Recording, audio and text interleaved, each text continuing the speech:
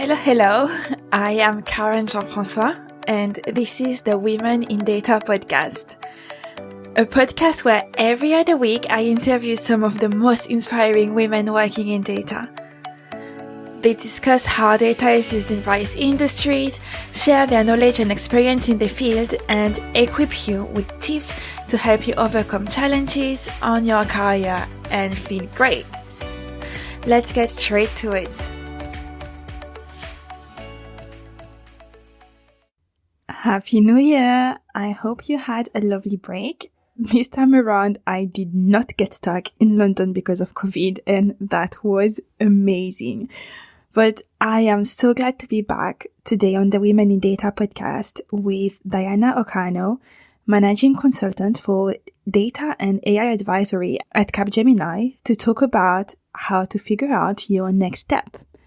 What an important topic. I mean, how many times did you wonder what's next, but were unsure of what you wanted to do or struggled to find the answer to this question? In this episode, Diana reflects on her journey to getting unstuck and finding her next role. I hope you enjoy. Hi, Diana. Thank you so much for joining me on the podcast. It's a pleasure to have you with me today. Thank you. I'm looking forward to the conversation. Me too, actually. I'm really excited about it. And I was going, just before we jumped on the call, I was going through my LinkedIn and I was thinking, when's the first time me and Diana connected? And I was thinking, did we actually spoke on LinkedIn? And I found, let me go back to it. I found a conversation from forever ago that I had completely forgotten about. Let me check. It was crazy. So when Roshin, she said, "Oh, Diana, she mentioned that she wanted to be on the podcast. Can you have her?" And I was like, I know her by name, but I don't think I had actually spoken with her before. And we had. So, Are you ready for that? Yeah, I am. 26th of June, 2020, after the Girls in Data workshop. So I don't know if you remember about that. You were leading a workshop on... yes, I remember facilitating one on Zoom, and this was just like when the pandemic had started. Yeah, so we did chat before. We just forgot about it.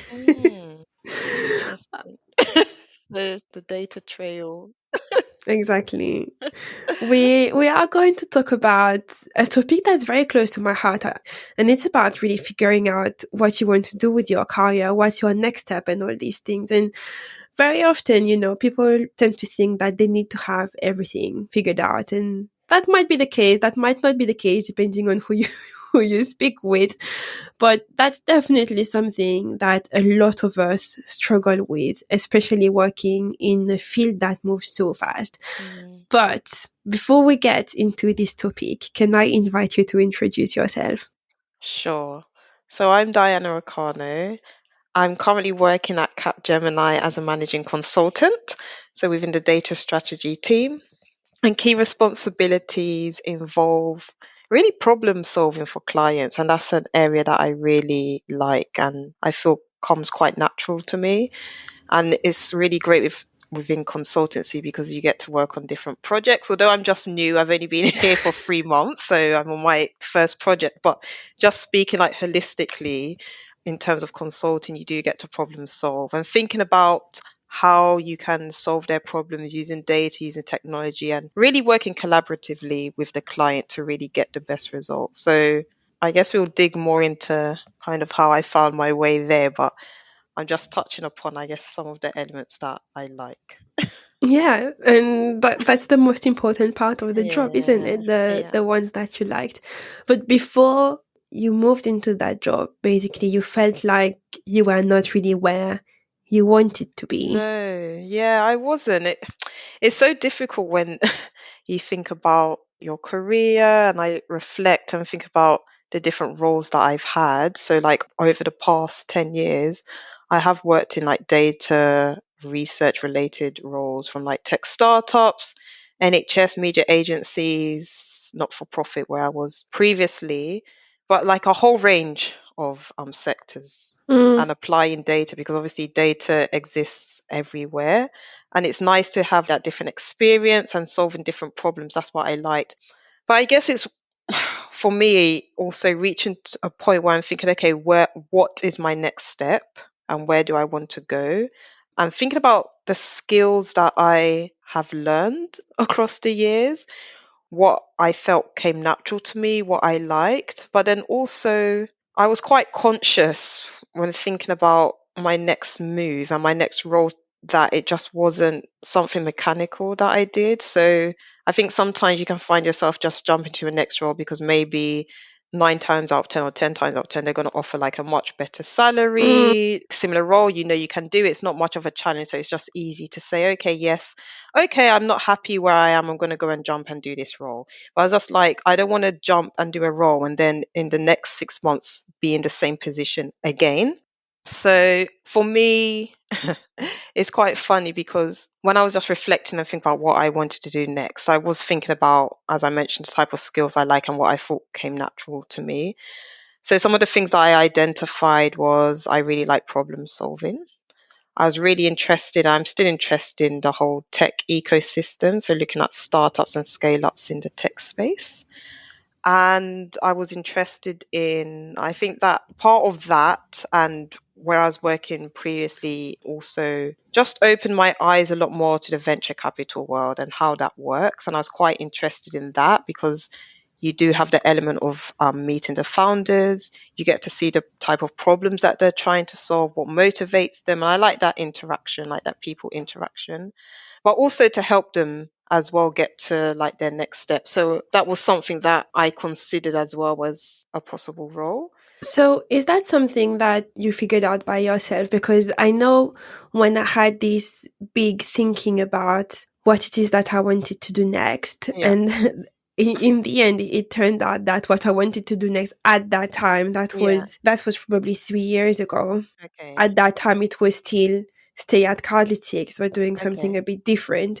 But when I was in that moment of thinking what it is that I wanted to do next, it was so messy in my Yeah. brain. I just couldn't sort through the noise. And what I felt was that it was very helpful to have to speak to people in the community Yeah. to help me with that. So was your first step identifying so you mentioned your things that you like doing, so the problem solving and all these things. Yeah. So was that the first thing you've done? And did you do that by yourself or did you do something else? So that was the first thing I did, like, let's say in my mind, thinking about Mm. that as the first step and then writing it down. But then even those are really big areas. It's like, okay, great, this is something that I like doing, or, it can still, these type of skills can still be applicable to a similar role that I'm doing now. But it was just also thinking about where I wanted to go to next. So my first thing I do generally, like in life, is I pray about things. It's really Okay. important for me. So yeah, from like a spiritual point of view, yes, praying and striving. So then yes, I can pray about things, but then what am I practically doing to try and get to where I want to go? Mm. So I sought out a mentor, and that was it's funny because I think people generally think about they want to get a mentor because they've heard, obviously stories about how, no, it's true, about how it's, really helpful. And oh, okay, people think there's this perfect solution of how you can seek a mentor out, which Yeah. I don't think there is one, because I think also previously when I have had a mentor, it's just been based on like a working relationship where there's been that mutual respect, Mm. understanding, and like values aligned, and where you can speak freely with them and you know that also they're going to give you that honest feedback. So for me, I like that direct and honest feedback. And I don't Yeah. really like beating around the bush so much. So yeah, I sought out a mentor, and I approached him. I asked him to be my mentor, and just spoke about why like why I wanted him to be my mentor, just into like values, integrity, but also what I needed help with. So in terms of making my next step, I spoke about what I did like, but I just wasn't sure what I wanted to do at the moment. And I knew where I was currently, I definitely did not want to stay there, but I didn't know what, let's say, the future looked like where am I going to be? So he gave actually really good advice in terms which helped me in terms of like process of elimination, I would say. One good advice that I would share as well, which he gave, was just thinking about again, like the skills that I liked and the things that I mentioned, was to reach out to like companies that I have an interest in or I like what problem they're trying to solve, and yeah, reach out to them and see how you can help. That was just a kind of general basis. And he sent me a couple of companies that I could look at. But as I was looking through these companies, my thought process was I was thinking, okay, what type of company looks like they could benefit most from my help? Do I see where there's like a particular gap here where perhaps they are using some data, but maybe they're not collecting their own data, for example? Or how can I see, like from a strategic point of view, how could data help them go forward and move forward? So I reached out to a company and I just said, I gave an explanation in terms of I'm interested in what they do and why. This is my background and like what I'm interested in. And I guess I told them where I thought their gaps were and how I thought I could help. So how did you identify these things? Because I love the idea of reaching out to a company and seeing, Yeah, I guess it's kind of for you a practice of how you can apply these skills and then learn them on the go. You know, when we're yeah, saying we're training and we're learning, I don't know, a yeah, different programming language, or in your yeah, case, strategy and things like that. yeah, It doesn't work unless you have to apply it, basically. yeah, So this is a perfect example of how you can actually apply something that you're trying to learn yeah. outside of your day to day. But you can't just go to a company and say, oh, hey, I want to help with that. I feel like you can, because the thing is, the funny thing was, which I feel like it was a good, let's say, experiment or test or just like an idea to like practice, was I said I like problem solving, etc. But when I looked at some of these companies and let's say did a evaluation, I didn't know what gaps I was going to spot or what sort of company, like just doing the research where I thought they could benefit more from my help. So that helped like steer my direction in terms of who I approached. And just looking at in terms of what they did, like a very young company, thinking about how data could help them and then approaching them. And I think it's good and it's bold to be able to, Hmm. approach them. Like the worst that can happen is like you don't get a response back, let's say, Yeah. but they're not the only company in the world. And when I talk about from like a data strategic point of view, I didn't think in my head, okay, this is what I'm looking for. After doing the evaluation, I thought, okay, I don't see that they're collecting their own data at the moment. I can see how this would be useful from a charitable point of view, like just different areas that I could spot. And I relayed that to them and said, I could help with this, da da da. So that's how it came about.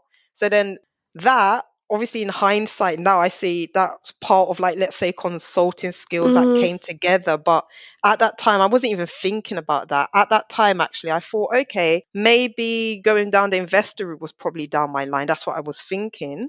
However, and obviously, as I say in hindsight, now looking back, I'm saying, okay, this was something that came naturally to me, just in terms of, okay, where's the gaps? Where's the problem? How can I solve it? How can I get them from A to B? yeah, that's super interesting. But what did you feel like you gained from going through this exercise? What excites me, I suppose. I like problem solving, but being able to do that evaluation, spot the gaps, I think I'm quite good at spotting and seeing where like opportunities lie and like the problem solving and thinking about how to solve a particular problem. That's Mm, what I realized I learned, but also just in terms of, I would say, not forgetting who you are. And the reason why I say that is because I think when I even after I finished uni and started, let's say, working in that office type job, how I even got my foot in the door initially was by reaching out to someone and saying, oh, I'm really interested in your company because this is, the career that I think I might be taking. Da, da, da, can I come in and, get some experience? And from there, you speak to other people and it led to like other opportunities. But I think sometimes when you're not in a particularly good headspace, you're not sure what you want to do, things can feel a bit muddled, you're not sure your next steps, you're not very happy. Sometimes you just forget, I guess, certain basic elements of what you're like, what you can do, how funny enough how you can actually problem solve your own things that you're going through as well. So it's nice also to have that external person which can, see things from another point of view and give good advice to help you along that way. Yeah, I hear that, especially if you've been in a role for a while or in a specific type of roles for a while and you've been doing similar-ish things. Yeah. You could potentially end up identifying yourself with that type of role. So being able to step back and then think of, hold on, my job is not who I am. So that's cool. Yeah. But I guess, we're talking about this volunteering thing where you reached out to companies to try to help them solve their data strategy problems and all that stuff. And that's how you actually realized that consulting was what you wanted to do. Yeah. But this is time consuming and you are doing that aside of your job. Yeah. I like a challenge. Yeah. That's what I do. I'm really not good. I don't function if I'm not challenged. That's one thing I just have to throw in there. My brain just goes to sleep. You and I both, if you get bored, like bad things happen. Yeah. But I'm just playing the devil's advocate here, Mhm. thinking about, not everybody can have this capacity of taking so much time outside Yeah. of their day to day to do things, because some people might have children and Yeah. families and other obligations that we don't know about. But something that you said when we met that I found quite interesting was that one of these pieces of work that you've done turned into something that was paid for, wasn't it? Yeah. So, yeah, one of the companies I reached out to and did this initial piece of work with, I think, can't remember the exact timeline, maybe 6 to 9 months later or something like that, they did reach out to me saying, okay, thank you for your help with the other previous project. Like, we've been approached to do another project. We really enjoyed working with you last time. Would you be willing to help us with this? And they mentioned like it will be paid, etc. Like, let us know what your thinking is around that. So yeah, that, as you're saying, not everyone does have the time to do things, let's say outside work hours, like in the evenings or so, or maybe like on a Saturday or so. But I think within this, it just paid off. Just not even in terms of like, oh, it's obviously good if something converts into a paid opportunity because it Mm, shows that you're valued. But also, again, I think just show me, okay, what can I do well? Because yeah. when you're not quite sure, I would say, as you're saying, like if you're in a role and you're doing like similar things and you're not actually getting to expand different areas of even, let's say, your personality or like your talents or skills that you really enjoy, it's hard to test the waters to know where you're at or like what Yeah. position you are with are you actually good at what you think you're good at, or at least have some like credibility behind it. So that was, I guess, that was reassuring and like a confirmation of, okay, this is something that I can do. However, obviously now I'm speaking in hindsight. At that time, it's true, at that time I was just thinking like, okay, yeah, like I assume or I know I can do this sort of thing. But it's funny, these type of skills that come natural to you, I guess it's like, I won't say walking, we still learn to walk and obviously it's natural, but it's something that you do, so you don't really think about it so much, to think, okay, my next Mm. job is going to be to walk tomorrow, for example. Do you know what I mean? You are killing me, Diane. That's going to be your job for tomorrow. So so yeah, so as those things are going on, you're just kind of, you think it's like a confirmation bias where you're thinking, okay, yeah, I know I could do that, or okay, yeah, Mm, okay, but then you're not thinking about in terms of, okay, my next role specifically at yeah. that time. Yeah, and so talking about this next role, so your current role was your next role, Yeah. and then this whole process that you've done helped you actually realize that you wanted to go into consulting, not venture Yeah. capital. Yeah. What did you do actually to Yeah. land that job after once you've done all this analysis? Yeah. So like my favorite phrase is, it was a process of elimination, really. Okay. So as I mentioned, I was interested in the venture capital space as well. So I there again, it was just, I guess, grafting and trying to find like opportunities where I can learn as much as possible. Mm, fortunately, we had 10 study day leave a year or so. So I could use that as well in terms of like just learning what I needed to learn, which was really important. Also reaching out to companies as well and finding like an internship at a VC company, which just really helped me to gain insight into what a day-to-day job could look like. And why I say could is because obviously each firm, VC firm, operates differently. They will have different ways of working, obviously working with different types of people that contributes like the culture, values and things like that. But at least it gives you an insight. It gave me an insight into what the job entailed and what type of skills I would be using. So whilst I did enjoy it and I was learning, I just really missed working with data a Okay. lot from that point of view and from like a specific, like you still problem solve, but it's very different. It's like a Mm, very different type of job where I had to ask myself, do I see myself doing this every single day? And I think also in, I'll say, the VC space as well, it's quite hard in terms of usually you start off, obviously, if something's new to you at a lower level. And yeah. quite honestly, I think with my experience and what I know I was capable of, I couldn't see myself joining at that level either, to be honest. It wasn't pushing me in like the way I needed to be challenged either. So yeah, I'm grateful for the opportunity and the experience. But yeah, I just thought, okay, it was good to know though, because otherwise, I think if I didn't go through that process as well, that could have still been in the back of my mind, like, okay, this is my next step. And then I could have just maybe, let's say I applied for a job and I got it. And then, a few months down, I'm like, okay, I really can't do this. And then I'm back Yeah. in the same position. So finding my next role did take a while, over a year, but it's up and down. There's frustrations, there's time when you're learning to be patient. There's times where you're just feeling like, okay, I just don't know what I'm doing. Yeah. Yeah.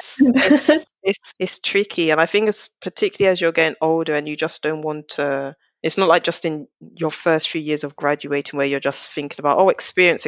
Obviously, you do want experience and you want to challenge, but it's still, the role needs to make sense, and also you want to move somewhere where at least the values of or the culture are generally in line. Nowhere's going to be perfect, obviously, but also for me, I was like, it was important to be working somewhere where I was supported, where I can learn, where I can grow, do some challenging work, have like interesting people to work with. And what funny, the word interesting makes me laugh. So when I say interested, I mean like people that have like different experiences. Yeah.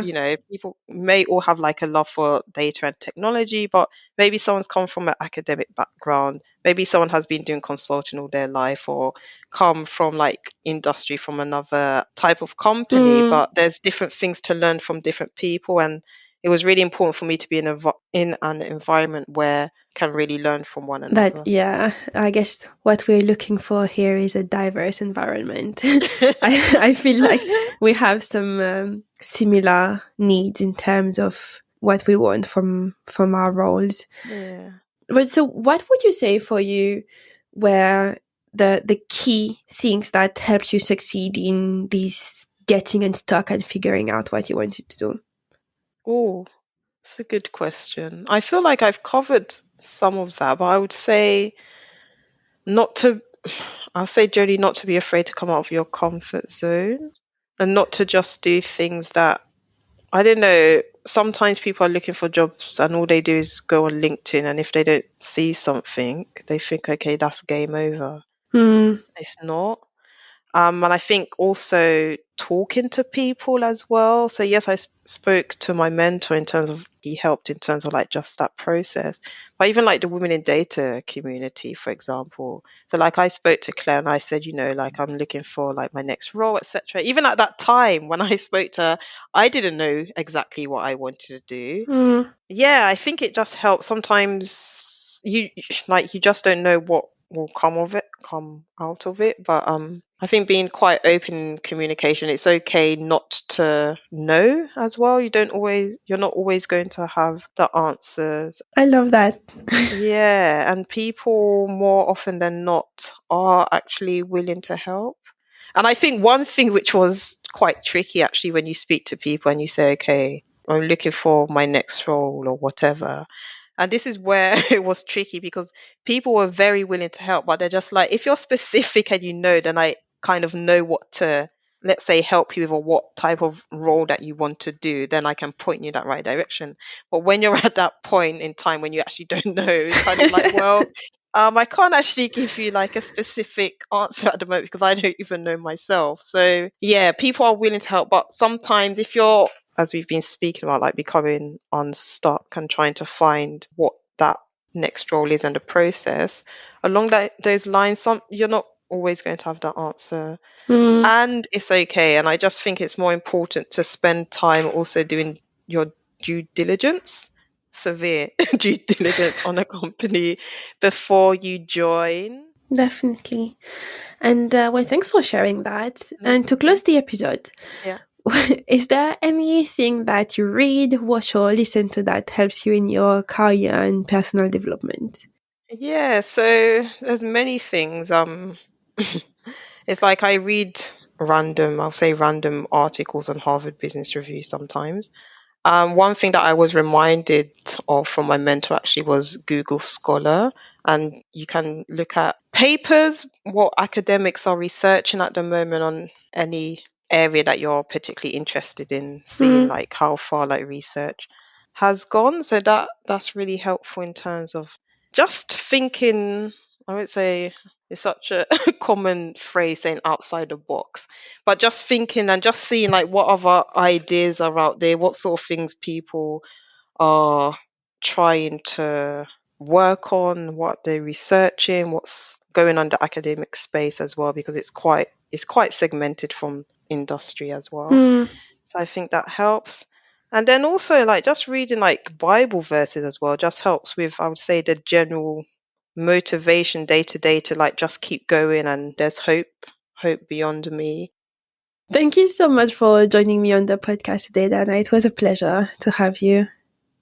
Thank you. Yeah, it was nice to chat to you as well. Thank you for having me. Thank you for listening to the Women in Data podcast. We will be back in a couple of weeks with a new guest. Until then, if you have 2 minutes, it would be great if you could leave us a rating or a review, as it helps not only to make the podcast more visible, but also to enhance the content. If you don't want to miss the next episode, follow us on Apple Podcasts or Spotify. We are also on LinkedIn. And if you wish to, you can even register to the community for free. All you have to do is head to womenindata.co.uk. Have a great day.